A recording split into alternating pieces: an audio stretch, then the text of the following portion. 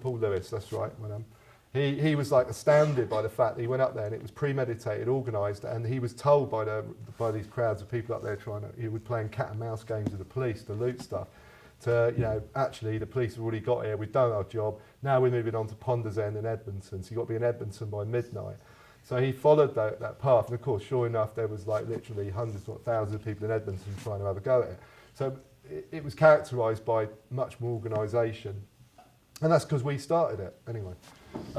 Aimed at major outlets. It was aimed. I found 12 major retail parks and malls that were specifically targeted, right? By large numbers of people all over the country. It involved travelling, so you had to have vehicles sometimes, or bikes, to be able to move the stuff, so people actually rolled up in cars to get stuff, so it was much more organised. And are people disturbed by this? Because actually I'm more disturbed by the first one, the fact they killed somebody, but I think this is, because a lot of the media find this like horribly, terrible, that people would think about doing this. But it's, and in fact it's much closer to what happened in the LA riots in 1992, this kind of behaviour, which is organised, moving across the city to go to particular places where the high value commodities are and bringing vehicles and stuff to be able to move them. So when I say selective looting, what I mean by that is it's basically you can select on different bases. You might select because it's a local shop and you don't want to piss somebody off you know quite well. But you might also select because there's nothing to loot in your area and you might go somewhere else where the proper stuff is. I mean, for example, a little dicky bird told me that in Bristol, the main target was the Apple shop in Cabot Circus. And that was the target, right? So people knew, were organising to go to specific places to get stuff. So that's what selective looting is. It happens most of the time, looting is selective in some way or another. And lastly, what was most interesting is, and what was really, really difficult and annoying for the police is that people avoided contact with the police when they were doing this kind of stuff. They generally, like when an area got swamped by the police, they just moved on somewhere else with their messages and whatever and text, they went somewhere else. And the examples I put here was Enfield, Birmingham, Manchester and Bristol, but there were loads and loads of examples of this kind of stuff. And the third one is an anti-rich riot, really interesting, right? This is unusual, it's not really happened a lot in Britain since the 1930s, I would say. And these were less common. They were definitely premeditated and organised. They were, people travelled. They were aimed at areas that were perceived to be wealthy and mostly were. And the damage was definitely less selective and widespread. So it wasn't just going to loot specific place like the Apple shop or something. It was go to Ealing, right? Go to Havens Green, which is the poshest bit of Ealing, and Ealing's pretty posh anyway, and wreck the place. Like destroy. If you look on the internet, you'll find photographs of all the stuff that's wrecked in Ealing, and stuff is just wrecked. There were like whole streets where cars were done over, all the rich cars were wrecked. It was much less selective. It wasn't aimed at necessarily grabbing stuff. It was against the rich and wrecking their stuff, wrecking their area, and also wrecking them. And you'll see that most of the violence was carried out, which was include mugging and robbing, like the Ledbury restaurant in Notting Hill, the poshest restaurant in London, gets nailed. In Ealing, there's famous stuff about people being trapped in restaurants. These are posh places and people went after the rich. And that's where the mugging and robbing, that's where that Mannington Bowes, got killed. The guy got twatted, he was, out in Ealing trying to stop a fire, got punched by somebody and died. So the violence, there was much more mugging and robbing in these attacks, which particularly occurred in Ealing, Pimlico, Notting Hill and Sloane Square on the same night. So I would say that's a lesser importance, but actually happened, clearly organised, and clearly done by people who weren't from the area. So they're the three kinds of riots. We've got community riot, commodity riot, and anti-rich riot.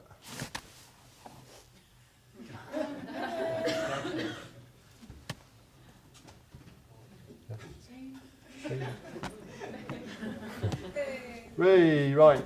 Right, this is a quick comparison about the difference between 1981 and 2011. It's important from looking at the perspective of how people are communicating, but also how the police are behaving as well. So I'm going to talk about policing a bit later. We'll start with how the rioters and looters are communicating.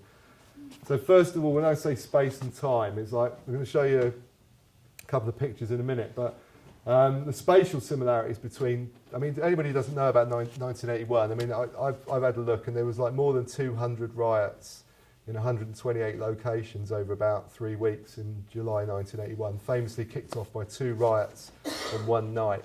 The first one was in Southall in London, where an Oi band was playing in a gig down there called the Foreskins. There's a lot of debate about whether they were actually anything to do with instigating it. I don't think they were, but a load of people, kiddies came down and started wrecking Asian shops and assaulting people in Southall. That kicked off a riot which ended up the pub on fire, and I don't know, 70 or 80 police injured. That happened coincidentally the same day as a guy was pulled in Toxteth who'd been harassed by the police for years off a motorbike and then beaten up. And that kicked off the most violent riot Britain's probably seen since the 20s in Toxteth. I mean, over the weekend in Toxteth in July 1981, 355 policemen were injured. That's a lot for one area. 128 buildings were burned down. But that led to a whole load of riots over a kind of period of 10 days. Both in 2011 and 1981, there was a kind of spatial similarity like you saw on the map. You could probably draw a line from London to Liverpool and kind of spread it out a bit and you get the Midlands, and that's pretty much where areas rioted in 81, similarly in this time as well, Bristol being a bit of an exception. What was said in 1981, and has kind of been said now a little bit, is that what people said, you know, like Tories or whatever, and Thatcher was obviously in power in 81, Cameron sort of said it, was like, well, it can't be to do with social deprivation, because otherwise the most oppressed areas, the people with the highest poverty and all that, would be the ones that would riot. So they said, for example, why didn't, like, Scotland riot? Why didn't... Wales did riot a bit. Not Merthyr, though. But, yeah, there was a bit of trouble in Wales, but in 1981 there wasn't really any trouble in Wales, and they said there was no trouble in East Anglia, and there was no trouble in the North East, in Newcastle, and places like that. So they said, well, obviously social deprivation is not the reason, else all those places had gone up, because they had high unemployment. That's a load of bollocks, really, because riots come about, you can't just have a riot, right? There has to be some processes in play which lead to riots. So typically, in 1981, what happened is that inner city areas, like multi-ethnic areas of inner cities, which suffered a lot from like racist, but also targeted policing, which is what they were talking about in Tottenham there. Like, why were 6,800 people stopped in Haringey? I mean, I doubt there were 600 people stopped in other London boroughs. So you have to ask yourself about targeted policing on areas, which is coming back in and seems to be coming onto the agenda. It was certainly on the agenda in the 80s. That causes trouble. Those areas kick off, and then that leads to other riots in other areas. In 1981, certainly mainly white areas on the outskirts of towns kicked off, but it was inner city areas that kicked it off first. A lot of cities don't have that kind of contested policing going on right in the centre of the city. So, for example, Newcastle, although there was a bit of trouble in 81, it didn't riot in 2011. So there's processes that have to be in play to allow riots to occur, and so social deprivation does not cause riots directly. It's one of the things that's a factor in the background, but you have to have, people have to make riots, right? And that means something, and their relationship to the police is important. Right, so if I've talked a little about the spatial similarities, because I sort of played riot bingo on one of the nights, because I was working on 1981, so I kind of ticked off a load of areas. I said, oh, they'll go off. And then we slowly ticked them off as they went off over a couple of days, and when I was in, that is. And then it said, I was ticking them off going, oh, house, you know, I was going, you know, anyway. So there were a lot of similarities. On this temporal stuff, it's like what was going on in time. Okay, so I'm just going to show you a little graph to compare the two lots of incidents, which kind of shows something important. There's a graph, right? On the left is like the number of disturbances going up there. So if you can't read it, at the top there's about 80. So that's riots going on in a day. Okay, and on the bottom is like days. So if you go to here, right, this is kind of Tottenham sort of happening. Sort of happens here in 2011, which is that black curve. And this dotted one is 1981. And this is like Toxteth and Southall here, occur in this sort of first day. So you can see something odd going on here, because like in 81 it kind of took a long time for the process of the wave of riots to build up until you see on that night of, I think it was July the 11th, 1981, where there were 72 riots on one night across the country. But this 2011 stuff's interesting because it happened really fast. Like, I mean, you know, you had this Tottenham riot, then it was Wood Green, and then there was Tottenham Hale the same night, and the next night there was more. And it went faster and faster, and then died very quickly, as you can see. So something was going on. I kind of put it down to social media more than anything. I think that social media, what happens in riots is that, you know, people think, oh, you know, a lot of idiots think that people just watch the telly and go and riot.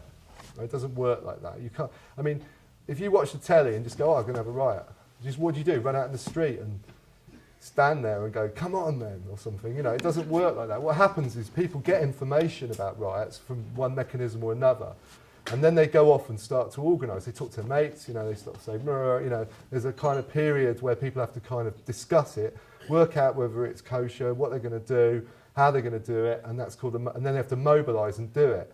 And that took days in 1981, and the reason was most of the information was travelling by word of mouth, like in the school, at work, on the street, in the pub. That's what was going on 81. It was word of mouth that was. So you got the information that something happened in Toxteth or wherever, and people talked about it a lot, and it took time for that to develop, and then you get this wave of riots occurring. In 2011, most people didn't even watch the telly to find out what was going on because it beeped up on a text or they got it on their messenger or something. Spread of information was much more rapid and people could communicate quicker. And also, what you can do with this social messaging is real-time command and control, right, which is what the police are very frightened of now, which is that you can actually, as a group of people, if you wanted to go and do something, whether it was a protest or whatever it was, you can actually react to what the police are doing much more effectively than you could in 1981.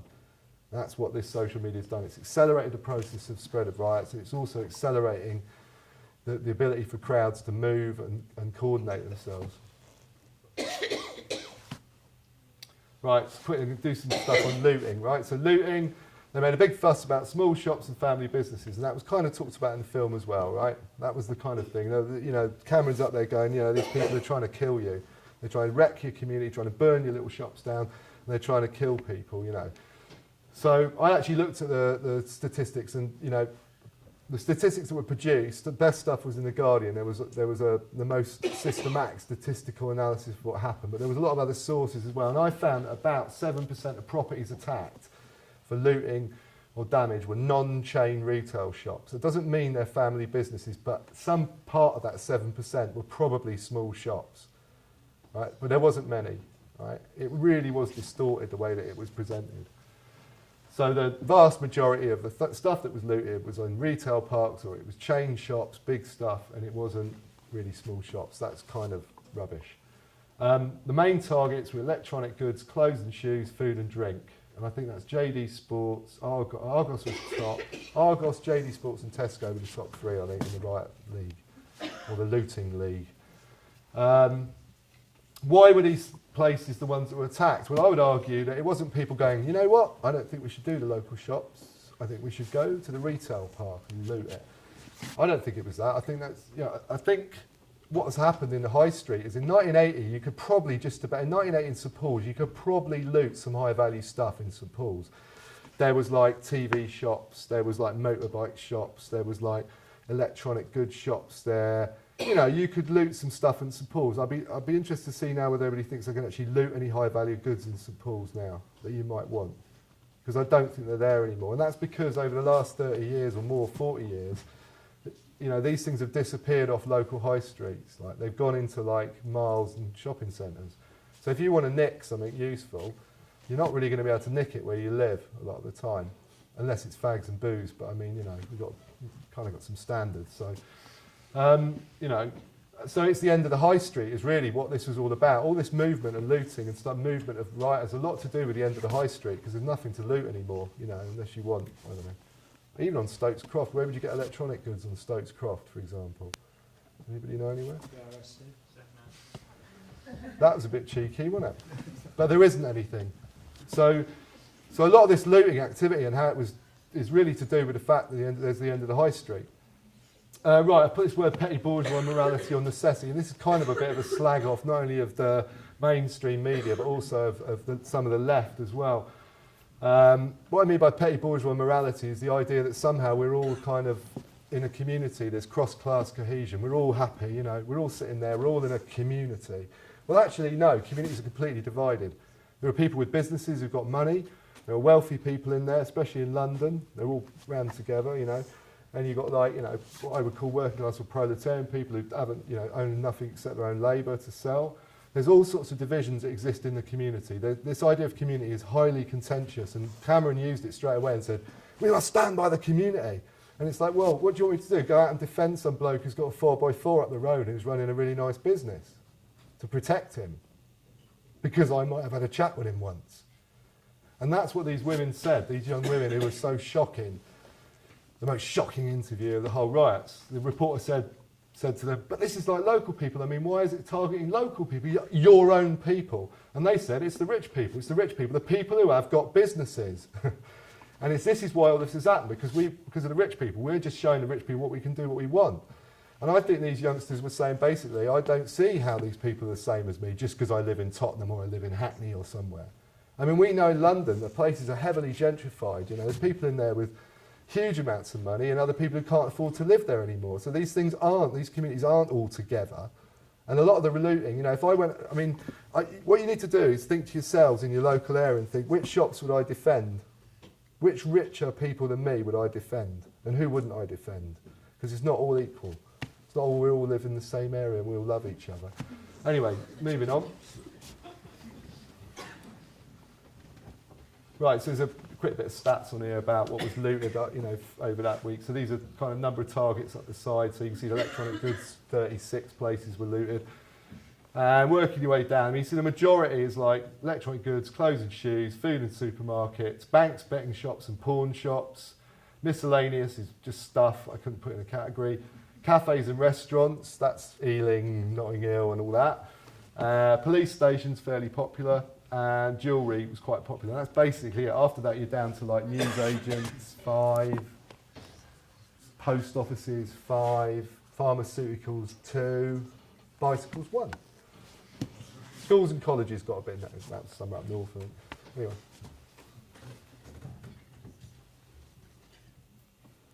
Right, you can't read this, but it says intended targets and collateral damage. So, okay, as I pointed out earlier on, there was a big thing about, this is all targeted against you. The whole idea of the media was to sort of say, yeah, these people are trying to kill you. These people are trying to kill you. Well, I had a look at it. I looked through all the stats of everything over the whole of those 4 or 5 days, and I found only 2 examples of an intentional, premeditated attack on a private home. And they were in Oxford and High Wycombe and 2 broken windows. Right? 2 broken windows. They actually got onto the Guardian stats. Couldn't believe it. There was a window broken in High Wycombe, right, and that was a major riot incident. Right. So you've got to be careful with looking at stats. But Oxford and High Wycombe. So I found 2 places, 2 private homes that were intentionally targeted by rioters in the whole country. Right, so basically what was going on was that people were setting fire to things or wrecking stuff like major shops, like you saw at that carpet riot, and I'll talk about it in a minute. Carpet riot in Tottenham, they set fire to it, and unfortunately there were like 26 homes above it. Really stupid. I'm not justifying what they're doing, but I'm saying you have to put it in its context. The context is, if people honestly think that people went out to attack private homes, you'd have seen the scenes where we've seen them in the United Kingdom in the late 1960s and early 70s in Northern Ireland, where basically Protestant gangs went round burning Catholic people out of their homes, right? Now you would have seen all over North London houses on fire, right? Little clumps, and that's what you saw in Northern Ireland in the 1960s and early 70s. That didn't happen, right? It just didn't happen. So this idea that people went out to burn people's houses down is a load of bollocks. What actually happened was that they did stupid things, some of them, which involved setting fire to a shop and then not realising they're going to burn, the shop, the houses next door or the, place above. And also, interestingly, I saw this thing on Panorama where they were interviewing the family in that carpet right shop, which is on the front of this magazine I'm going to show you in a minute. But it's that famous image of that building in Tottenham on fire. And they were interviewing the couple who lived in one of those 26 flats. And this couple said, or one of the guys said, we heard a banging on our door, and I opened the door, and it was a youth who didn't live in the building, saying the building had been set on fire and get out. I actually thought the guy was trying to get us out in order to get into our flat.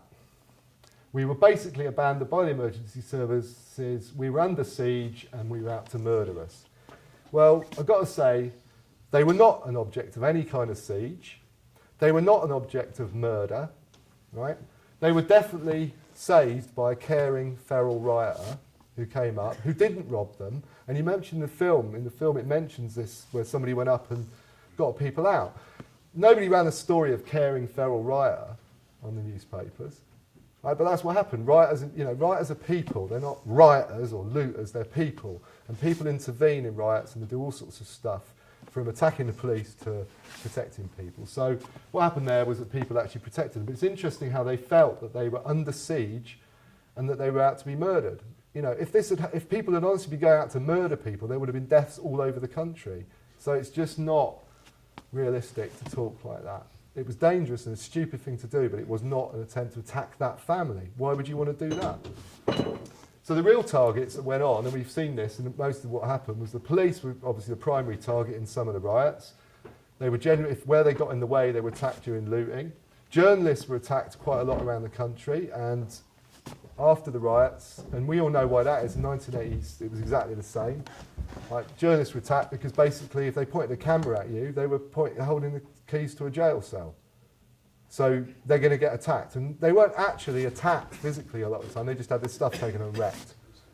So, journalists is dangerous, and I would definitely say to people, you really need, I can see a couple of journalists in the room, it's very important that you remember that you're not safe if you're taking a picture of somebody. And the reason you're not safe is precisely because the Sky, BBC, anybody handed all of their footage straight after 2 weeks after the riots to the police.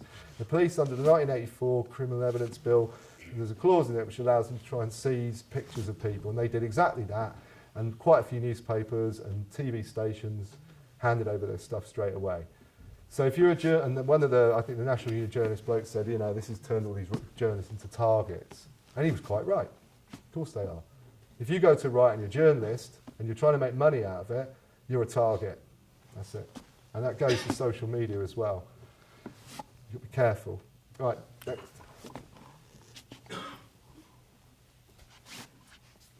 Right, I can't read this. Crowd composition, lies and damn lies. This is the bit that's most interesting, I think, about what the media said. You probably heard all this: juvenile gangs, right? Feral youth, criminal underclass, right? There was basically two agendas put forward. I mean, for example, in The Sun, which is one of the biggest newspapers in the country, obviously, they put forward the standard law and order agenda, which is this Thomas Hobbes, if you know about him. Basically, it says we're all basically really bad, all of us. We're bad. Fundamentally, we are going to do bad things. And unless the law is there, without the law, bourgeois law to keep us in line, we're just terrible. We're savage beasts, we're feral, whatever. So they emphasised in The Sun, things like the millionaire's daughter, an estate agent, a ballerina, various wealthy people who'd picked up some stuff out of a shop that had been wrecked, and said, we're all bad, you see, look, it's all of us. A bit more sophisticated analysis was this social deprivation and criminal underclass, which appeared just about everywhere else, and it was mouthed by just about every single politician at some point or other. And it can cover a liberal agenda where you say, social deprivation has caused these people to fall out of the bottom of the system, and therefore, or you can cover a right-wing agenda, which is basically, it's culture. David Starkey, if anyone saw that, sort of racialised it or whatever. So different perspectives, basically the same argument. And this is a statement, I think, from this bit. It's not yet been widely recognised, but the hardcore of the rioters were in fact known criminals. Close to 3/4 of those over the age of 18, those aged 18 or over were charged with riot offences, already had a prior conviction. That's Ken Clark, I think. So they were all saying, immediately after the riots, they were going, it's a criminal underclass because everyone's been nicked before, they're all known to the police. That's what it is. It's criminal, criminal, criminal, criminal. The problem was, it's blindingly obvious to anybody who's been nicked before or was worried about CCTV, right? The difference was what CCTV did was it actually even swayed it even more to trying to nick people you already knew about. So what happened is, basically in a riot, I can categorise people in two ways. One, you've been nicked before, or you haven't been nicked before. So the police know who you are, they've got a photograph of you already with your name on it. Or you're not known to the police, you've never been nicked. And the other way you can categorise people is with a mask on, with a mask off. Right? Who's the most likely person to be arrested by the police after a riot? What the police do is they look at the CCTV, and they had 500 officers looking at this stuff. And there was God knows how many thousands of hours of CCTV footage to look at. And what you do is you look through it, and you look through pictures, and then you have a book of pictures of people you already know are criminals or associated with gangs or something, and you just try and match them up. And the reason you do that is because there's not much point having a picture of somebody doing rioting or looting if you don't know who they are. If you don't know who they are, there's not much point having a picture of them. You don't know what their name is, you don't know where they live. You've got to compare it to something. So the people most likely to be nicked in the riots, and the people to be nicked first will be the people who are known to the police already, who weren't masked up. And they were the people who got nicked a lot at the start. The second likely most group is people who are not known to the police or are not masked up, right? And you're relying on the public to grass them up. So it took a few days for people to grass up the millionaire's daughter, the estate agent, you can imagine. So the vast majority of the people who were arrested by the police early on were known to the police already, right, and had maybe appeared in some CCTV. This was so to base your argument, like the government did and all the media, that it was a criminal underclass on the people who were nicked in the first week or two of the riots was just ridiculous. Because the people you're going to get nicked are the ones already known to the police and already criminals. And that's precisely what happened over the 2 months since the riots. You've watched the figures change as they've failed to arrest. They arrested all the easy ones first. And you can see what was going on. The police actually said, this is Tim Godwin, who's the acting chief constable in Met. He said, most of the gang members we do in fact know. Most of the gang members we have active investigations against, so they were the ones that we scooped up first off, which is why the percentage was higher at the beginning. They said at the beginning that 35% of the people who had been nicked were gang members. Then it went down to 28, then it went down to 19, then it went down to 14, and it's not a surprise because what's happening here is they nicked them first because the government said it was the gangs who did it, and the police just went and nicked everybody who was in a gang. Right? And then they announced and said, oh, you see what I mean? It's all gang members who are involved. And as the time went on, that just went down and down and down until the position changed. Now, the only group of people who, in the whole of the riots, I think, who did a decent survey, which kind of contradicted this, was in Manchester, where they looked at the people who were arrested in Manchester. And they found that these two statements were interesting. One was that, first of all, they said the vast majority of them were for areas of high social deprivation. So it wasn't rich areas of Manchester where these people came from. They came from poorer areas, and a third of them came from the most deprived, the 10th most deprived area. The other thing that came out was that it wasn't young people. In fact, the average age of those charged in the city is 24. The youngest was 12 and the oldest 58. Only 1 in 10 of those charged were under the age of 16. So the vast majority of rioters were not children or young, even teenagers. And finally, by the end of September, you started to get a change in the government's position. And it says, on current evidence, it would seem that the majority of people involved were not individuals involved in gangs. And this is what appeared in the newspaper on Tuesday, the 25th of October. You probably can't see this, but it's headline independent. Official, Cameron was wrong about the cause of the riots.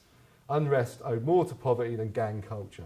If you remember, he was bringing on some idiot over from America, when he was saying, is that right? Where did that go? Well, they made those decisions, these policy decisions. They were talking about prisons and criminal culture in prisons.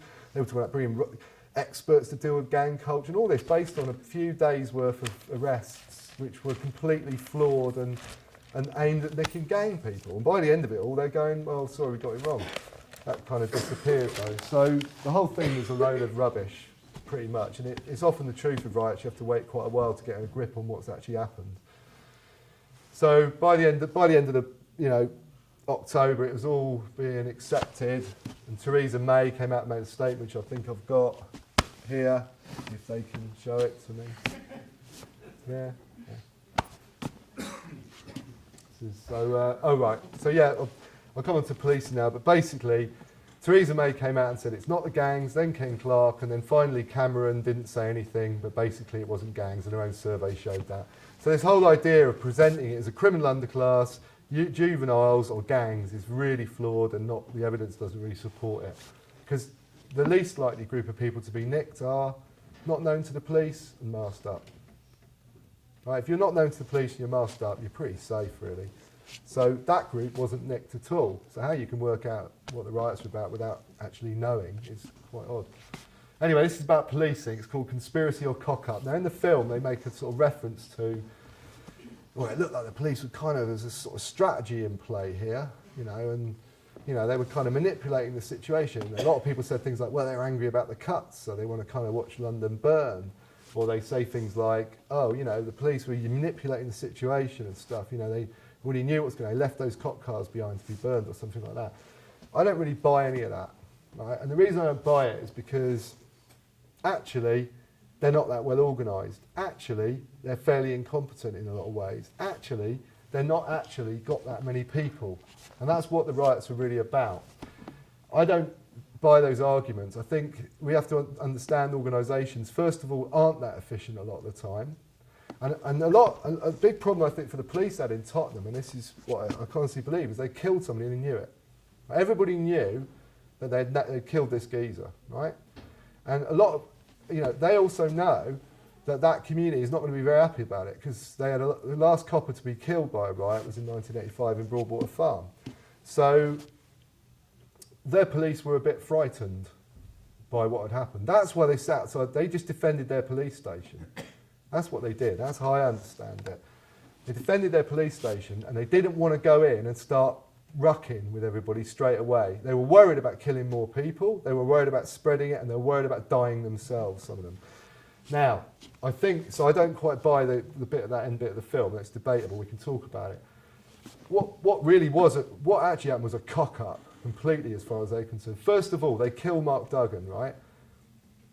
Secondly, then they don't go and talk to the family properly or deal with any. Nobody wants to, they were bureaucratic nightmares. If you actually look into the relationship between the Met and the IPCC, nobody wanted to deal with Mark Duggan's family, and they both went, oh, they can deal with it. The Met went, oh, the IPCC can deal with it. The IPCC went, the Met can deal with it. Right? So nobody wanted to touch it because it was a nightmare for them. So they didn't go and talk to Mark Duggan. Massive error, right? But they didn't want to, nobody wanted to take responsibility for it. In London, the riot police strength, I can tell you, is between the Met's around 35,000 officers with support staff on top, right? There's about 35,000 cops in total, or 40,000, something like that. Of that, about 2,500 are trained for riot, they're called public order officers. They're not full on all the time, but they're the kind of, what you can draw out of the Met is about 2,500 riot police. Right? That's the total in the whole of the Met for Greater London or whatever. They managed to mobilise, on the Saturday night, they managed to mobilise 485 riot police, trained riot police, right? And the next night, I've got the figures here actually. And the next night, yeah, they had 480 on the Saturday night, about 1,200 for the whole of London on Sunday evening, right? And they really only got to their strength by Tuesday, right? And they talked about 16,000 officers on the streets, but actually only about I think 1,800 of them were riot police. Didn't actually have that many riot police, is the fact, and they were spread out all over the place, and they were completely confounded by what was going on. So surprise was a major issue in this. They just couldn't mobilise those numbers of riot police that quickly. That's one of the reasons why everyone's saying, oh, they're all standing around. And ordinary coppers aren't necessarily, if they're not tooled up, are not necessarily going to go wading in to a serious looting or rioting situation. They're going to send riot police. They're going to leave it to the riot police, and there weren't enough of them. The other problem, a serious issue about the fact that these crowds were intelligent this time. So rather than 1981, where they were marching into areas trying to take territory back, these crowds were moving all over the place. They didn't know where they were. They weren't defending static territory, these looters. They were moving about. So the police had all sorts of problems in deploying these riot police and keeping up with the action. They tried to, but they couldn't keep up. So they didn't have enough people, they couldn't keep up with what was going on, and they weren't really mobile enough. What they did do was something else, which was actually quite effective. And that's going to talk very briefly about the tactics between 1981 and 2011, what the difference is. Right, these tactics, which are so shocking apparently in mainland Britain, were used a lot in the 1970s and 80s in Northern Ireland. And I'll give you an idea. I mean, in 1981, when the riots started in 81, basically the police formed stacked phalanxes, they had big shields, they didn't have these little short shield units, they had big shields, they marched on sort of like Roman units into somewhere like Toxteth or St Paul's or wherever it was, and they got battered and really badly injured by petrol bombs and missiles. It was a really quite a crap strategy, and it didn't work, and they ended up with lots and lots of coppers injured. So they switched to Northern Ireland tactics in 1981 after about 3 days. And why that happened is because it started in Manchester actually in 1981, because a lot of the police officers in Manchester had been sent to Toxteth to fight in Toxteth over 4 days, and they got absolutely battered. And one police station in Manchester had sent 34, its whole complement of police officers, to Toxteth in July 1981, and they all ended up in hospital. Every single policeman was injured, right? Now that has an effect on the police in Manchester, and if you remember, there was a complete, well, shall we say, somewhat reactionary police chief called Anderton in Manchester at the time, and he changed the tactics in Moss Side when the riots in Moss Side kicked off almost immediately after. So what they did was, in Moss Side, they started jury-rigging their police vans, putting grills on them, armouring them, and driving at high speed into crowds, which is how they successfully put down the riots in Moss Side. This tactic was used again, much more successful, with dedicated vehicles in 2011. So we saw for the first time real deployment of armoured vehicles on the streets of London. I'll show you some pictures in a minute. They're called Yankles, and they were used I think on the second night in places like Acton, after Ealing. They were also used in Hackney and other places. So we saw armoured vehicles, and what they use them for is they drive them at high speed into crowds. I say high speed, an armoured vehicle coming at you at 40 mile an hour is quite frightening. So that's the tactic, and it was quite successful in these riots that have just happened. They deployed plastic bullets, but actually the armoured vehicles was the most successful thing. It broke up the crowds. Plastic bullets were deployed, but they weren't used. They had them there, and a couple of times they got them out, I think. Water cannon, not that useful, better for protests. And armed police is the next stage. So, for example, the police also knew in Tottenham that if they went in really hard and killed somebody, the guns might come out. If the guns come out, then they pull their guns. They get their guns out. So that's the kind of escalation they are actually trying to avoid. There's no question about that in my mind. They're trying to avoid that confrontation, right?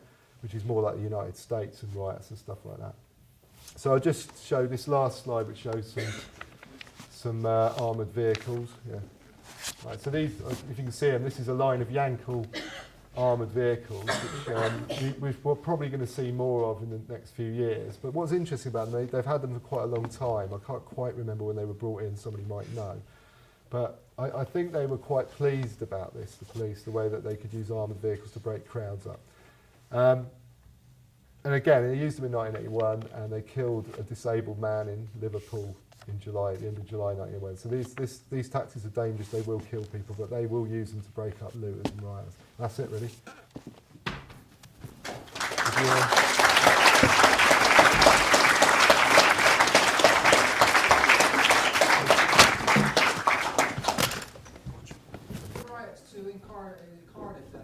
Yeah, there was a bit of trouble. There was a bit of trouble in Cardiff, but I don't think it was. I don't think it was that major.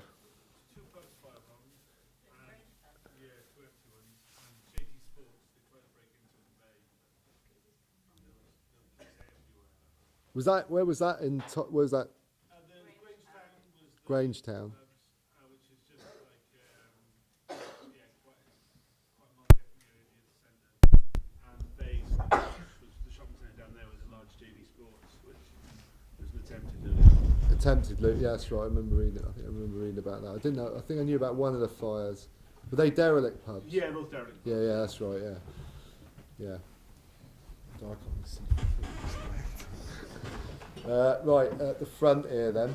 Where else, do you know, because apart from round here, where else in Bristol were there disturbances? Well, as you know yourself, I believe there was there was trouble in Hillfields, which is up sort of Fishponds way, I believe.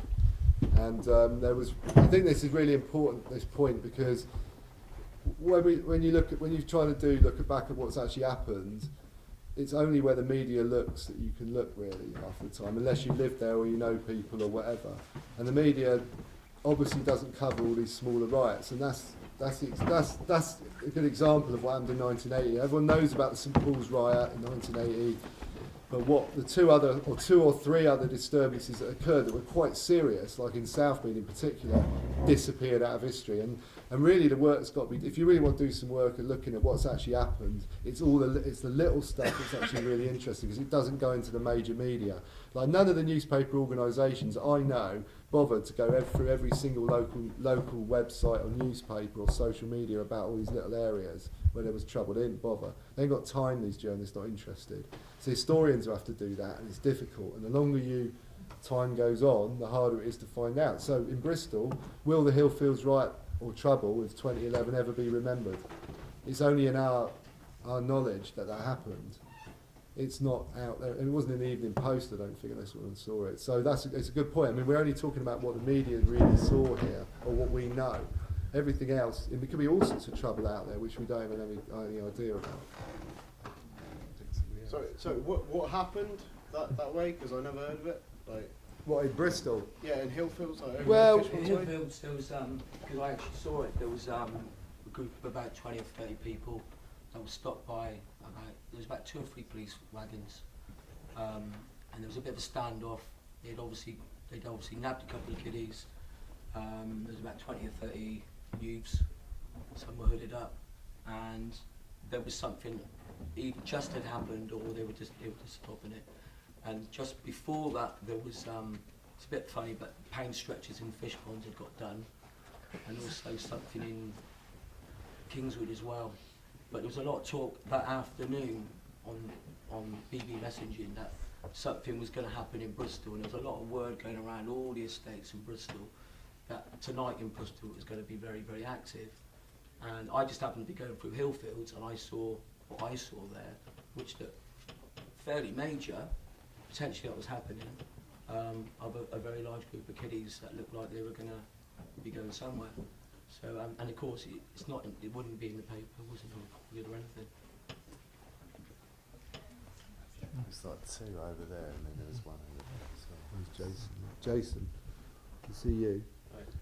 Yeah, I just thought the film was a bit misdirected, really, because it gives the impression that the police are a sort of invading army and we're the fluffy rebels. And I've been arrested a lot, and I was guilty every time.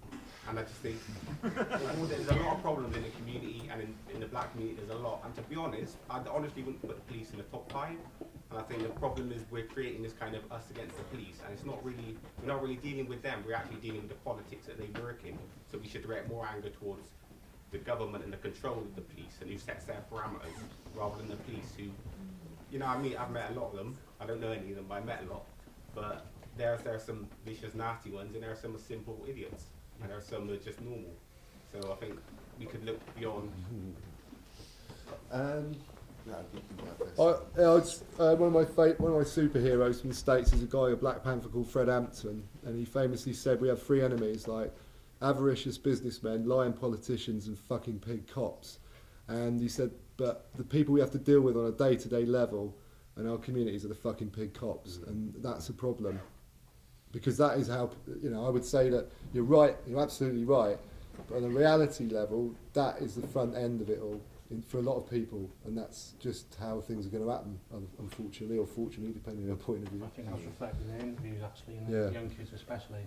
Yeah, absolutely. I mean, that film that we made. Really, because I think the problem with the young kids isn't that the police may victimise them or may victimise me, but the problem is that those kids are put in a situation where they have no aspirations or no education, and they can't see themselves outside of that situation. No. So I think it's not like the police have no influence in this. They do, obviously, but it's already set up as a battle, whereas the kids don't see anything out beyond that battle. And I think we should. Yeah, you said they're set up as a battle, but the police obviously know what side of the battle they're on. Oh yeah, And of they course. are part of that same battle. Yeah, true. And I think being a police officer, whether you're a good guy or whatever, you are actually part of that battle. And I think if you put that uniform on, I think if you're on the other side of that, then that is your contact. You might be dealt a bad deal by politicians, but it's going to be the police that you're going to come in contact with, because they're going to be the ones that are going to nick you if you ever do anything wrong or if you step out of line. It's not going to be the politicians that are going to be dealing with you. It's going to be the police. Yeah, and also you got to draw this dichotomy between like anger for the police or anger for politicians, and I don't think anger is finite. You can hate them both just as much. I think the thing as well is like the police are those that help like young people in certain areas get a reflection on themselves as to what they might think wider society thinks of them. Yeah. So I think that harassment that happens on a street level means that those people that are on a cusp of like, should I bother trying to get some GCSEs and some A-levels, Yeah. or have they fucking written me off? And then every time that they get harassed by the cops, that's a choice. It's like, well, on my own estate it's this, so why should I bother? Why should I go beyond that? They do really well, I think, at doing the state's job at going, you're in and you're out, and then they remind you over and over that you're out. And I know lots of people who like weren't bad kids who just had enough of it, and they're like, well, if that's how you're going to read me, what's the point, I don't you think know? that's true, to be honest. I know a lot of I think I should children correct who a are few bad. They're fallacies not here bad before you because they're bad by the continue. police. They're bad because they're in an environment in which badness is accepted. Totally, but you have a choice, yeah? You have, And you so have, they confront the police, and then the police are idiots. you have a choice. Well, but can you're I in an butt in area at this where point? it's Because not. there's some things here that you're saying that are just plainly not true, right? First thing is, that was not a film that we made. That was a collective, right, there's a collective effort, and we spent quite a long time over that because a lot of people got involved in it, and the whole point of that was to reflect what the people of Tottenham felt about what happened and what they said had happened, because nobody had asked them, right? As part of that, I think you're underestimating how much people hate the police in Tottenham. Everyone really hates the police in Tottenham because they are an occupying force. And I'm not exaggerating here. Those interviews you heard up there, that is representative of what every kid in Tottenham feels about the police, because they get that treatment from the age of very young upwards. And as you saw from the statistics, pretty much everybody who gets stopped by the police has done nothing, absolutely nothing, right? The thing that people say in Tottenham is the people who actually do things, the police are scared of them, they don't stop them, so they go and stop all the innocent ones. I can tell you for a fact that probably 15 to 20 to 25% of the people on the front line fighting the police were college kids. And they're the angriest of all, because every person in Tottenham is chasing, there's 49 people for every job vacancy. You haven't got a chance of getting a job in Tottenham. If you go to college, you get even angrier because you're getting educated, you're still getting stopped by the police, and you still haven't got a chance of a job. These are not uneducated kids. They're all really bright kids who went against the police, because we know most of them. And they're not people who haven't got any... Now, the only point where I agree with you is I think people look at the police as the enemy and they maybe not see the wider picture. And actually what a lot of the kids said to us was, you know what we need? We need you to join up the dots for us. Those were their words. Can you join up the dots for us? So what we've been doing with this stuff is showing it in adventure playgrounds, showing it where the kids are, and having discussions and letting that go a bit wider. And then you find out, yeah, they've got aspirations. It's just it's impossible to get to them in Tottenham. You know, the regeneration money that came into Tottenham, Boris Johnson made a big thing about 10 million going into Tottenham. You know where that money's gone? It's all gone to Tottenham FC. Every single fucking penny of it. It's exactly Tottenham the Football Club. Tottenham? Anyone know Tottenham that? Football Club. Now, if you look around Tottenham Football Club, that looks like the bit where the riot was in Tottenham. Everything is boarded up. They've had money after money after money. It's all gone into the football club. It's all gone into buying all those players you see on the telly now. None of it's gone into the local community. And that's on top of all the money that came out of Broadwater Farm, the regeneration money, all going into Tottenham Hale, which doesn't employ local Tottenham people. There is a lot of hatred against, and like the kids said, you know, they don't know what they're angry about half the time, but they're fucking angry. And on top of that, they have police who really treat them badly. I mean, we see it all the time. And to be honest, this is no different to what, you know, we put up with 25, 30 years ago. But I don't think you should sort of look at these kids and sort of start judging them for what they're thinking here or what they're thinking there. I'm not judging them, I'm just saying it's a broader picture, basically. That's my point. But the broader picture you're talking about is you were saying that, you know, there are some police who are all right, and some police, to be honest, the police on the streets in Tottenham are not all right. Maybe specifically they're not, they are the worst case scenario, I guess. But I don't know, I think. There's a woman over there. Yeah, I'm just picking randomly. I was just going to say kind of what you ended on. There is a difference between sort of the Met, who have a long history of being oppressive and violent, and even in Somerset Constabulary, from what I know from statistics, everyone's quite happy with. They're not like that. Like, you know, they're just, and the same in Sylvania. There's a big difference between the Met and their kind of history, and then I think you're right about that, but I think the point about this is not to go, oh, there's nice cops or nasty cops, right? Because I think that's a bit of a mistake. Right? Basically, people do a job in the police, right? And it's so, for example, in what I would argue actually had a major impact on the riots in 1980-81 wasn't necessarily just racist policing. It was much more the idea of policing old areas, like criminalising old areas. Right, because what it got portrayed as, it was just racist policing. There clearly was racism, which was fairly endemic in most forces on a ground level, as a people level, because they were mainly white for starters. In Bristol, there were 3 black police officers in Avon, Somerset in 1980, and the whole of that area. But the other more important point is that through the 70s they changed their strategies in policing, and they'd gone towards policing neighbourhoods as a whole. So what you did was you sort of went, okay, you decide this is a high crime area, so we'll police that whole area as an entity. So everybody in there is basically, could be treated as pretty much a criminal. If they're not a criminal, they're fencing stuff. If they're, if it's a kid, they're probably shoplifting. It was just, so people got treated. So, for example, areas like Southmead, people said things like, well, it wasn't an occupying force, it was more like a bunch of warders in a jail. So they didn't have much any contact with us. They just drove around the area. They kept an eye on us, made sure we weren't naughty, is what the word was. But all of us, not just the criminals, the people that were out there doing proper stuff, it was everybody. And that's the problem. When you start grouping whole groups of people together and the police treat areas like that, and that has a class basis to it, right? Fundamentally has a class basis, in my opinion. Right, and that's where it comes from. And there's a resistance to it. And there's resistance to it. Resistance in that territory as well. Yeah, so like you said, cultures of resistance appear as a result, and then they have history, and that's why Tottenham's got a history of that, and so's Brixton and Bristol. Places in Bristol have no West South. I mean, there are cultures of resistance existing in those places. So I think you're right. The Met may be worse, or one police force might be worse than another. But when there's a generalised police force which is following these strategies, area-based policing, mass stop and search, especially since 9/11 and all that crap. I mean, the figures are unbelievable. I think have they actually ever nicked anybody? They've searched like 150,000 people or something. They've never found no one, did they? No, 0. So Zero. they pissed a lot of people off there. I mean, one of my mates has been stopped 3 times.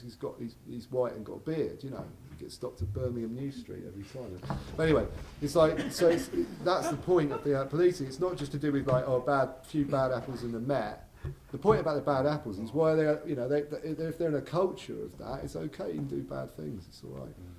And just to reinforce that point, that Turkish family you saw speaking at the start, really law-abiding Turkish family, very respectful, etc., happened to live in Tottenham, and their experiences of the place are something else. There was so much stuff we could have put in that film, but their experiences of the place are just like absolutely horrendous. The wife has been beaten up, kept in jail overnight, with her kids, her 2 7-year-old kids left in the house on their own. They didn't give a fuck about that. We've got adventure playgrounds with trained youth workers, trained children who say to the police, look, don't do this is going to make things worse, and they just completely ignore them. There is serious problems here which are not being talked about at all. And you're right, this is about policing whole areas, and it's a very anti-working class thing, and I think unless you've grown up in those areas, it's very difficult to imagine what it's like. And that's why, the people in Tottenham felt like the other riots they didn't feel much kinship with, apart from the one in Hackney, which, again, was a very similar thing. And Pembury Estate, the reason the police got chucked out of there was when they had the temerity attack that. Pembury Estate was a no-go area in the 80s. The police didn't go anywhere near it, because they knew as soon as they went anywhere near it, they'd be chased out of it. And they tried it again, they got chased out again, and good, to be honest. As a journalist, I covered it. Now, I think the film and the talk we've heard have been great, and particularly the film gave a voice to people who don't often get a voice in the media. It is true, but it's not the whole picture. And the picture you just described of the massive, overwhelming feeling being against the police in Tottenham is one I don't recognise. Okay, I haven't lived in London for 10 years, but I used to cover Hackney and a little bit of Tottenham. And when you're a journalist and you do try and really represent people, I think you do get a broader picture than the one you've represented. There are people who want police as they see it, protecting them, even in Hackney, even in Tottenham. And your film has done a good job of, as I say, giving a voice to people you don't often hear, but it's not the full picture. And I think people in this room should recognise that the media are not, the media are not all the Sun, they're not all the Daily Mail. Well, not all of it. Where do you get? Where do you talk to hacks? Criminals don't want to talk to hacks. Why would they? Where are you getting? Where are we all getting our information from? Where are we all getting our information from? Some of it rightly you don't trust. Some of it you do. You're getting it from partly from journalists who are working people who are not paid a fortune. You ask rightly why there are incidents that don't get covered, for example in the Evening Post. I'll tell you one reason. 5 years ago there were more than 200 editorial staff on the Evening Post and the other papers there. There are now, I think, 60, 70. And you may say the people in the Evening Post, other papers, they're told what to write. There are, I won't say it doesn't happen, obviously particularly on the Mail and the Sun and papers like that, but there are a lot of journalists around, and I'm from the National Union of Journalists, and I want to reinforce what was said about us being targets. The National Union of Journalists is against media organisations handing over their film, certainly handing over their notes. Good journalist protects their source, and we are there to report on what we see. Our job is not as part of the police force. Well, for me, it's really hard to see why you talk about the Evening Post, like when you know the Evening Post has actively had a campaign to shop people, like has been trying to get people to shop people from the riots. So why do you think the Evening Post doesn't have a large cross section of what's going on? Because they're not impartial. They're not impartial. Yeah, they're actively lobbying against people who do things in their communities. Well, as they say, I won't defend that. That is provocative. I understand that, but the majority view, I suggest to you, outside this room, is not that those people shouldn't be arrested. The majority view is the people that were pictured should be arrested. How insightful you are. That's because what is written in the media. That's the Well, point. That is the point. The media didn't create it. I'll just come back on 2 points on that. The first thing on Tottenham, I actually agree with you. I think, yes, most people do want a police force that are going to protect them. The problem they've got is they haven't got a police force who protect them, they've got a police force who terrorises them. But yeah, still people have got illusions that police are there to protect you and your property and everything else. Now, I don't think the police are there for that. I think the police are there, and I think the evidence is all there. The police are there to protect the state, basically, and the rich. That's what they're there for, and they're not interested in working class communities. Now, the fact that a lot of the people in that working class community might want to have this police force who do go around protecting them is by the by. What they want and what they get are two different things. Yeah. But I agree, yeah, most people in Tottenham would love the police to go around and sort of round up the people who are the people who are doing bad things, you'd love for every time someone breaks into your house, the police actually do something about it. The fact is, they don't. That's the first thing. Yeah, it's been said, they're not very good a lot of the time. Yeah, but why is it? I mean, what appeared to a lot of people who were involved or out or whatever and on the media during that looting stuff was that, yeah, the police were there. They were in large numbers to protect retail parks. As far as I'm concerned, they're dead things. They're not real. Nobody lives there. Nobody lives there, right, in retail parks. Nobody lives in Cabot Circus. Who lives in Cabot Circus? No one. But they'll deploy hundreds of riot police to protect that, and that was blindingly obvious to everybody. What are they protecting? Jobs. Nobody lives there. Well, jobs and livelihood. No, they're not protecting jobs. They're protecting property, right? That doesn't equal jobs, so actually. The businesses in Cabot Circus support jobs for people who who work in the shops. Do you honestly think they're there to protect the jobs of the people who work there? Well, it's by default. Why were they there then when there was nobody there? Well, okay, if you destroy all the businesses, there'll be nowhere to have a job. No, I'm not saying that. I'm just saying, what is their priority? Why weren't they protecting the miners? Yeah, why weren't they protecting the miners from losing their jobs then? That's different. It's not different. Actually, when we look at these chain shops, I mean, we had one account in Tottenham of a shopkeeper who lifted up the thing and said, right, you've got an hour to take whatever you want, it's going to be covered by the insurance anyway. After an hour he put it down, goes, all right, that'll do you. For starters, the chain stores, what will actually happen to the likes of JD Sports? They'll get all the money on the insurance, the rest of the money that they lose they'll put on the price of the goods that they sell. They don't actually lose any money. In fact, there's a lot of evidence to show they actually make money out of riots. I remember, like, I was living in Brixton during the riot in the 90s, which isn't so well documented. The first place that went up was a place that we all hated, which was a pub. Used to be a black pub. The likes of Courtney Pine came out. It's a well-established pub called the Atlantic. It got turned into sort of quite a yuppie dance pub. And they pride themselves on the fact they wanted to attract the Clapham set, and all of a sudden, like, all the black kids around the place were getting picked up by the police. That was the first place that went. It got burnt down. Everyone thought, right, that shows them. They got so much money on the insurance, they actually expanded it into a 4-floor dance place. That's what basically happens in the riots. The rich make money out of riots. Don't make any bones about that. The likes of JD Sports, they weren't bothered by this at all. I'm sure they took the insurance money and put the wages up straight away. Right. Yeah, so I missed this Karen, I think you knew. Have you got any ideas about why the riots stopped? Because it doesn't surprise me that they started. There's so much to be angry about. But was it like the demonisation of the media or the rain, or because for a while it was quite hopeful. I thought things might really change. Yeah, I mean, let's get. One thing I'd say, it's a really good question. I think the first thing to say is that there is no, I mean, whatever you might think, there is no glamour. I'm not glamorising anything. I'm not saying this is, personally, I'm not saying what we're looking at is something that happened, and that's the point for people involved who want to have some political ideas or whatever, think whatever they think. The point is, you can say what you think and you can speculate about it, but the point is, this happened, right? This actually happened.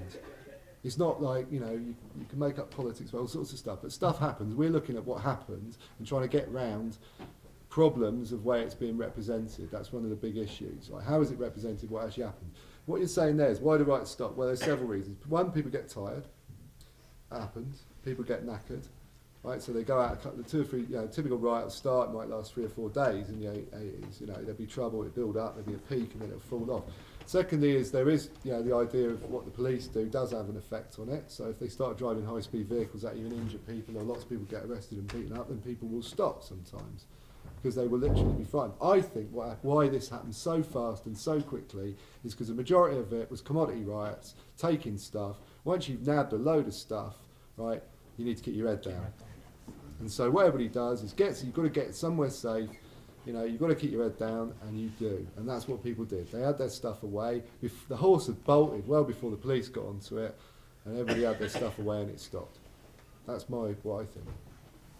That was because the majority of riots were like that. It won't stop in places like Tottenham and Hackney, because it's a day-to-day thing, and it is for many people in all of the areas that riot, but particularly the areas that experience community riots. It doesn't stop because the riot stops. The social relations that produce them still exist. Yeah. In other places, people were being sensible. They thought they'd dealt with good hands, got away with it, going to leave it for now. I mean, they won't back again in the future either, but the social conditions in places like Tottenham especially is still there. So it is finished, but it ain't finished. See what I mean? It ain't quite over. Right, is it Phil?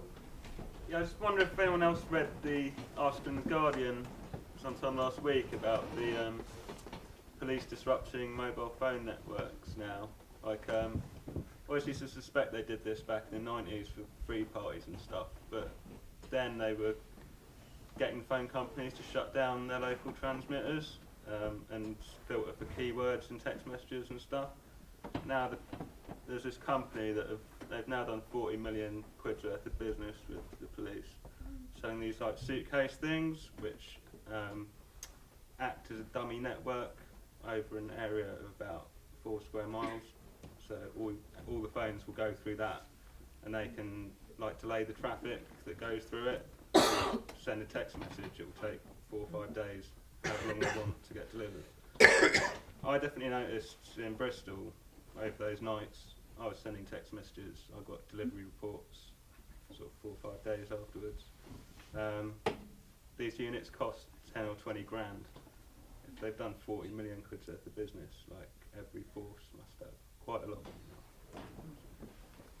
Well, this could connect to Section 60 stuff. It was mentioned in the film, Section 60 stuff, which is, a police expert the other day was chatting to me, not a policeman, a police expert, and he said that, basically if you're stopped and searched in the street and stuff like that, you can challenge it. You can say this, you can say that, and you can say, well, what are you doing this for? You have to have a reason to do it. But if they've served a Section 60 on an area, now there may be a clause in there to be able to control communication in an area that a Section 60 has been declared on. Now most people, I don't know an awful lot about Section 60s. I'm sure there's people who do know more here and they might want to say, but as far as I'm aware, Bristol probably had a Section 60 on the whole of the city, maybe for a few days. Does anyone know that? Certainly recently they Section 60'd the whole of London for when the EDL were going to Tower Hamlets. The whole of London was... Tottenham High Road's had a Section 60, well, still has got Section 60 up until January next year. The whole of Tottenham High. Well, you're right, Trouble, aren't you? Section 60 means they can do all sorts of other things, I think. Oh, so somebody might... Do you want to story down the front here? Definitely in Bristol, at least a couple of days after, Stokes Croft must have been under a Section 60 because I live there. And it's an example of police racism. We had a load of vans, so we went and stood outside the door. Now people walking down, and they were just being stopped and searched, and all of them were black. They didn't stop one white person and search them, but they were stopping black people under Section 60 and searching them on Stokes Croft late evening on the Tuesday and the Wednesday after. So that definitely must have been put under there, but with none of us knowing at all. But what's really interesting, they can serve these orders on whole areas and you don't even know it. They don't broadcast it, do they? They don't tell you that basically there's a new kind of policing coming in for the next 2 weeks or year or whatever it is. I didn't know. How do you find out? How do you know you've got a section whatever on you in an area? In Tottenham High Road they put up things on lampposts. Do they? What, a little tiny writing? Yeah. Is this special circumstances that lets them tell you to take your scarf off your face? Yeah, or they can search you and possibly detain you without a good reason. Is that right? Without the significant thing actually, especially for stuff that's going on in the next few days, is this changes in the winter. When it's cold, you have the right to stay masked up. Once you leave them, you have to remove masking for them when they insist that you do. If the area is under Section 60, but then you can mask up again once you leave if it's a bit nippy. That is what the law says. What's the nippy indicator?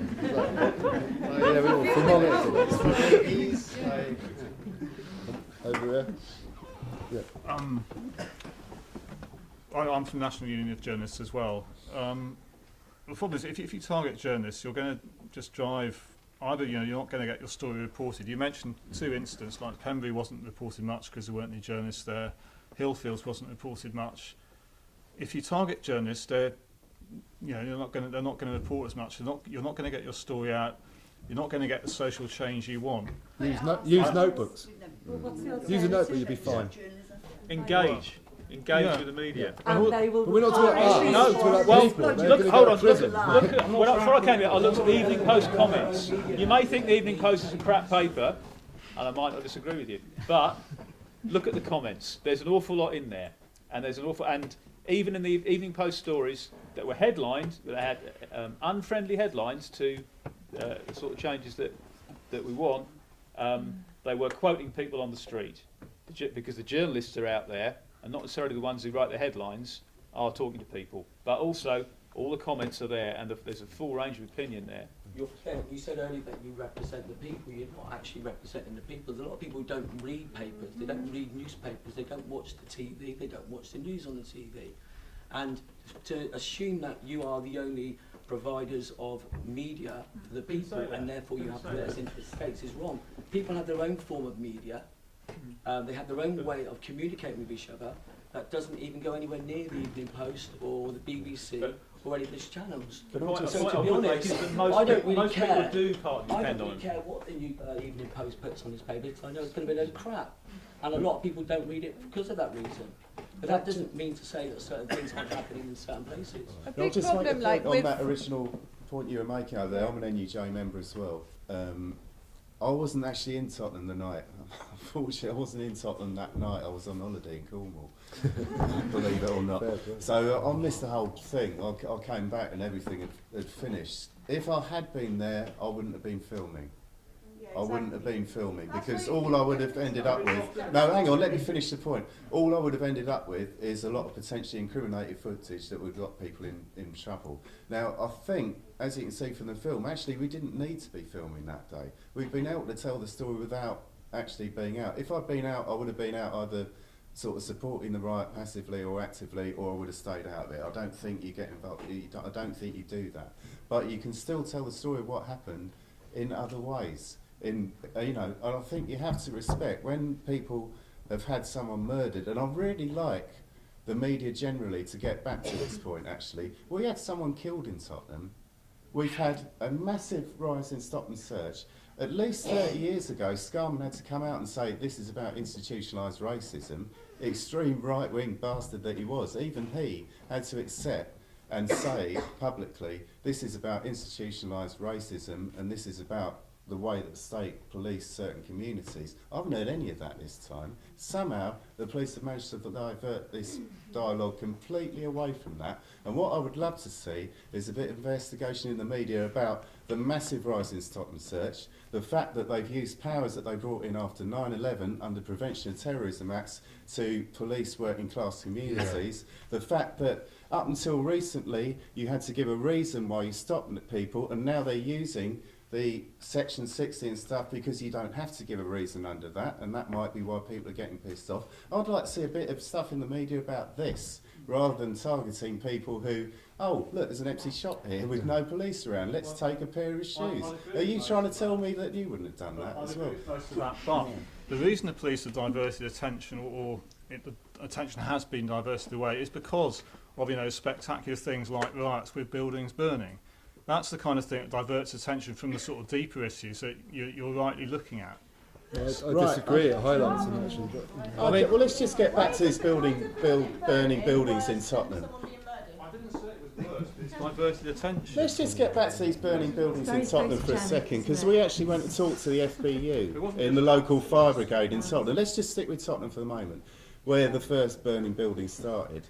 We went to talk to the FBU, they said we would have loved to have gone to put out the fires, but in that situation we are not in control of that area, the police are. The police told us that they weren't going to let us through police lines because it wasn't safe for us, right? These are people who deal with fire all the time, but they were saying it wasn't safe for them.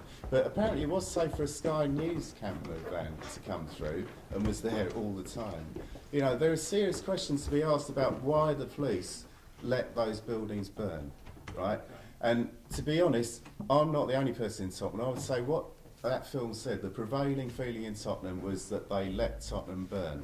And the only question we've got in Tottenham is why did the police do that? Well, that may be true, but do you think the riots have advanced the social causes you're fighting for? I mean, do you think a riot is a riot? You said the riots were not sustained; they stopped.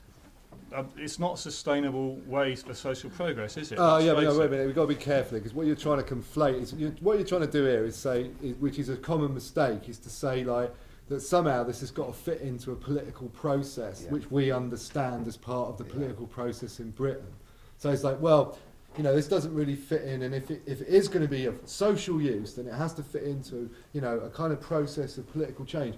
Look, political change doesn't work the way the British state might think it does, right? I mean, history's shown us over and over again that, events happen. They can be massive disasters at the time, perhaps to the working class people who are involved, but they still have an impact and they still affect things. I mean, there was some idiot on the radio the other day, you might have heard, because they were talking about this Occupy stuff on, St Paul's and all that. They had this idiot historian in who said, these protests have never changed anything, Well, the point is that, as far as I'm concerned, if you add up the actual amount of damage that was done and all the problems that happened in these August riots, right, they are massively outweighed by capitalism on a daily basis in terms of, look at the high street. I've got the figures in here, right?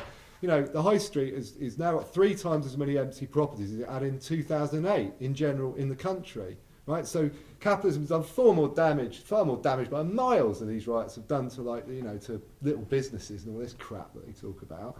You know, that's what capitalism does. You know, these things are wrecked all the time. The problem is that, you know, what does the riot do? If the riot was so meaningless because it has so little effect, you know, on actual destroying stuff, you know, then why was it so massive? Well, the reason it's massive is when people act is important, and it does hit the headlines. It does have an impact. I mean, if the government's trying to change its policies on prisons and, you know, and policing because of a bit of trouble over 4 days in August, then obviously it has an impact, doesn't it? It does have an impact. Changing it for the worse rather than the better. Well, not necessarily, because what you get is what you're getting in the, you know, I would say, in the, you know, amongst the police and in the state, is that the police will be turning around saying, well, hang on a minute, you know, what do you want us to do? You know, what, you know, this doesn't, I'm not saying that it's like falls into a normal political process. What it does is it creates disruption. And that's what riots do, in my opinion, in the state. They cause disruption. Now, it can be used to repress people, or it can be used to like put liberal programmes of money into an area, but it causes trouble.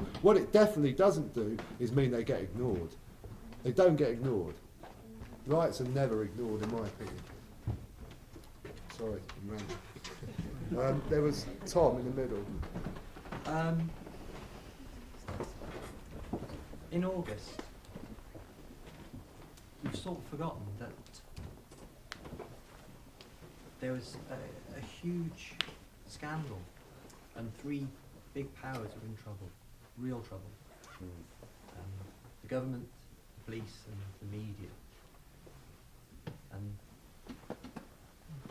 there was the phone hacking scandal, and it was quite big, and it was getting bigger, and I think the head of the Met, the heads were rolling, Andy Coulson was being sort of linked, and you know, it's just a godsend for these 3 that the riots happened. It's a conspiracy theory. But it's great, isn't it, that it's burnt out that memory of phone hacking and all these people being, and all the backhanders and dirty dealing. Well, I'd just say a quick thing. Yeah, you're right. But my attitude is that our biggest story was it. You know, the phone hacking thing's a big story, but the riots are the biggest story, in my opinion. Yeah, definitely, of course. Bunch of like cops, corrupt cops, and dodgy journalists like paying each other off with political parties. Is like that's normal. What we're more interested in is what, you know. I think the riots should have taken centre stage, and you're right, it saved a few of them. So what? There's somebody. Is it Diane at the back? Oh, yeah, there's a few things. Yeah, Tottenham, first of all.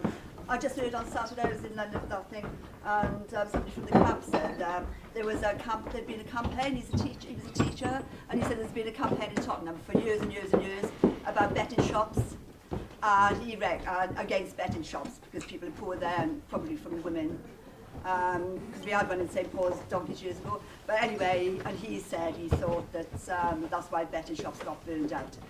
Or were one of the kind of main targets. That's just a point of information. The other thing is, in answer to your thing about policy changes and changes to the law, well, a lot of these changes to the law actually come out of, I was reading all about it last night, Ian Duncan Smith. I don't know if you've heard of the Policy Research Unit or something. It's a think tank. It's absolutely fucking massive, and it was innovated. He's the chair, Ian Duncan Smith, who's got huge allegiances with the fascists, the BNP.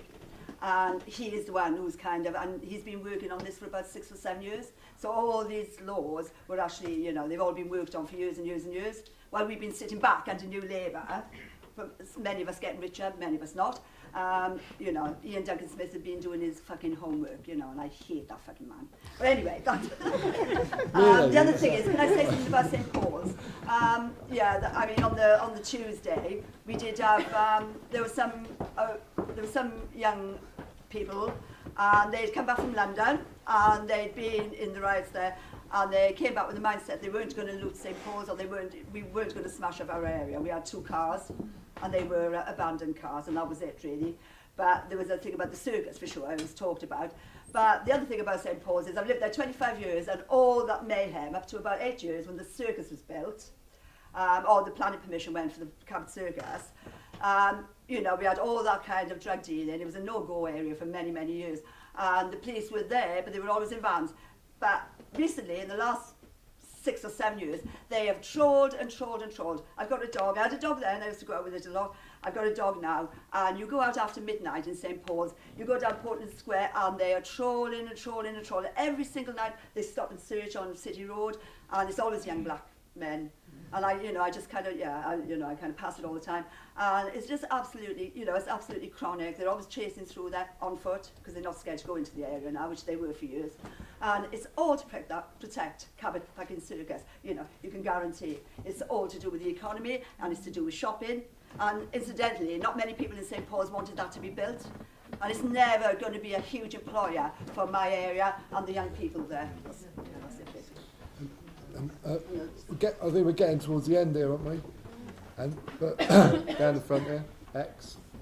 So yeah, kind of fully understand that those involved with the media and sort of used to the sound of their own voices probably don't really understand the voice of the mob, and neatly packaged sort of what it's going to achieve sort of rhetoric. It's like there's nothing new. I think some of the gains that are made is like for the thousands of people who are involved. Finding a sense of confidence and a flat screen telly, and a sense of solidarity, and just hitting back at the police and the fuckers that have just lauded it and ruled it over us for so long. The daily violence and hassle that has been sort of mentioned, that's not insignificant for the people involved, as well as a few consumer goods, which kind of keeps everyone happy as well these days. So just simplistic, knee-jerk, sort of shitty reactions from media. I think now's not the time for them, really. I think, there's been some good, solid analysis here today, which is hopefully taking things forward a little bit, and thank people for that, the organisers. If there is a chance before everyone goes, we'd appreciate the chance to chat for 2 minutes about the work of Bristol Defendant Solidarity. Do it now. Maybe later. I don't want to talk too much. Do it now. Do it now. Okay, as you've probably kind of guessed, colours have been nailed a little bit to the mast somewhat.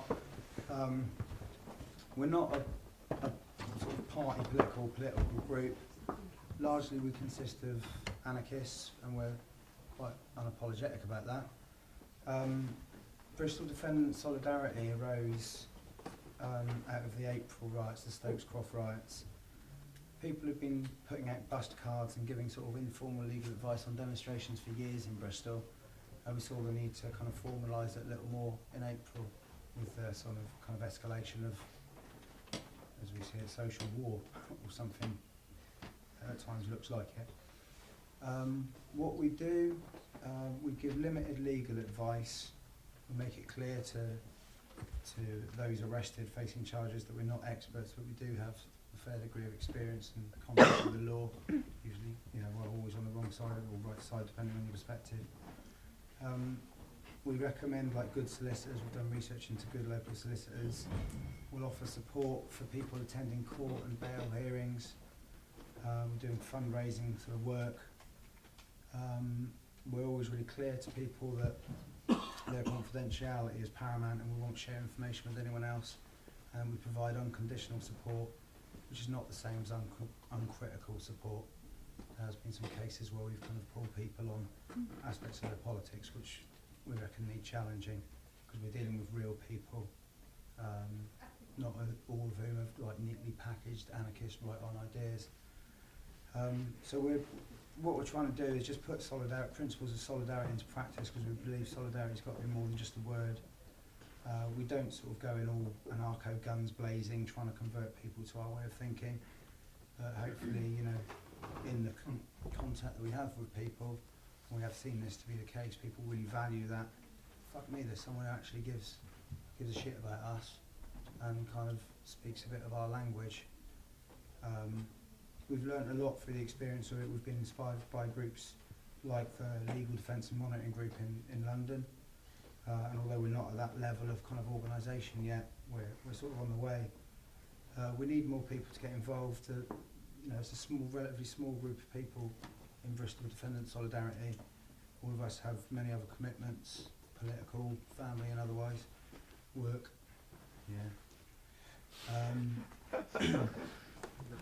So not least, it's kind of like we see it as, although it's not practice because it is in real time, it's kind of good practice for what we see as escalating repression.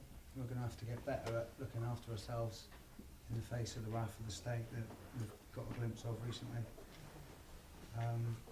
There's a lot of costs involved. You know, we're paying people's costs to go travel to court. We're sending money into people who are in prison, on remand or convicted. There's some fundraising gigs coming up. We've got information outside. So anyone who's interested, come and have a chat with us after. Thanks a lot. Cheers, mate. Yeah, I think we up for anything. Yeah, I think we've had I've enough. I need a drink and a fag. So yeah, I know. I thought I could see.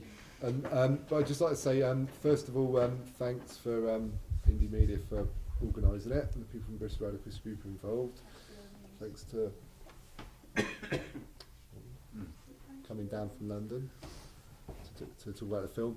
And lastly also is to say, just to say thanks for putting up with us ranting, I suppose. Really. Yeah, and cheers going. And the last couple of things are, if you're interested in Bristol Indie Media, real news stuff is on the stall outside.